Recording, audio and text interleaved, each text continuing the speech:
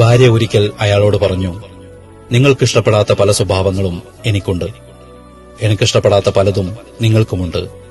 അത് എന്തൊക്കെയാണ് എന്ന് നമുക്ക് പരസ്പരം ഒന്ന് പങ്കുവെക്കണം. അതിനൊരു കാര്യം ചെയ്യാം. നിങ്ങൾക്കിഷ്ടപ്പെടാത്ത എന്റെ അപാകതകൾ നിങ്ങളും നിങ്ങളുടേത് ഞാനും ഒരു പേപ്പറിൽ എഴുതി വെക്കാം.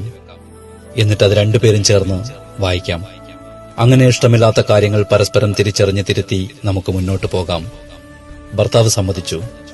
ഭർത്താവ് ജോലിക്ക് പോയ ഉടനെ തന്നെ ഭാര്യ എഴുതാൻ തുടങ്ങി.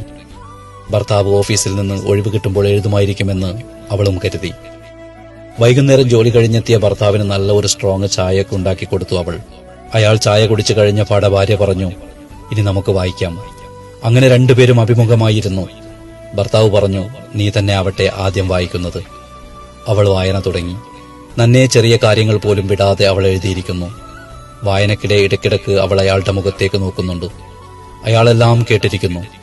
ഒടുവിൽ അവസാനത്തെ വരിയും വായിച്ചു കഴിഞ്ഞ് അവൾ പറഞ്ഞു, ഇനി നിങ്ങളുടേത് വായിക്കൂ.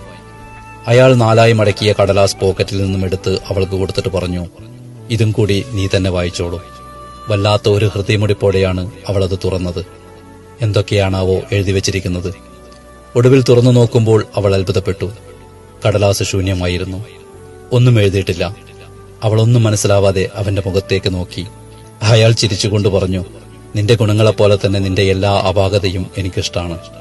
നിന്നെക്കുറിച്ച് എനിക്കൊരു പരാതിയുമില്ല.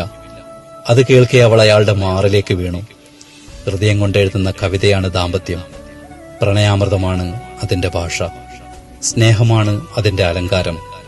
ത്യാഗമാണ് അതിന്റെ സൗകുമാര്യം. വിട്ടുവീഴ്ചയാണ് അതിന്റെ അർത്ഥം.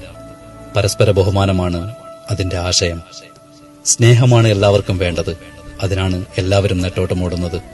അത് തന്നെയാണ് ഏതൊരു ബന്ധത്തിന്റെയും അടിസ്ഥാനവും. പക്ഷേ അത് കിട്ടാൻ കാണിക്കുന്നതിന്റെ പാതി ശ്രമം പോലും ആരും കൊടുക്കാൻ കാണിക്കുന്നില്ല എന്നതാണ് നേര്. എല്ലാ മനസ്സുകളിലുമുണ്ട് സ്നേഹം. പക്ഷേ അത് പ്രകടിപ്പിക്കുന്നതിലാണ് ഏറ്റക്കുറച്ചിലുള്ളത്. ഒന്നുകിൽ പ്രകടിപ്പിക്കാൻ അറിയില്ല, അല്ലെങ്കിൽ പിശുക്ക് കാണിക്കുന്നു. അതുമല്ലെങ്കിൽ ഉള്ളിലുണ്ടായാൽ മതി, പുറമേ കാണിക്കേണ്ട എന്ന മൂഢധാരണ. സത്യം പറഞ്ഞാൽ ഈ കഴിവുകേടാണ് സ്വർഗമാകേണ്ട പല വീടുകളും നരകമാകുന്നത്. വീട് സ്നേഹവീടാക്കാൻ രണ്ടുപേരും മനസ്സിരുത്തണം. ഈ സന്ദേശം പരമാവധി ഷെയർ ചെയ്യുക. ഞാൻ മമ്മി കോട്ടപ്പുറം.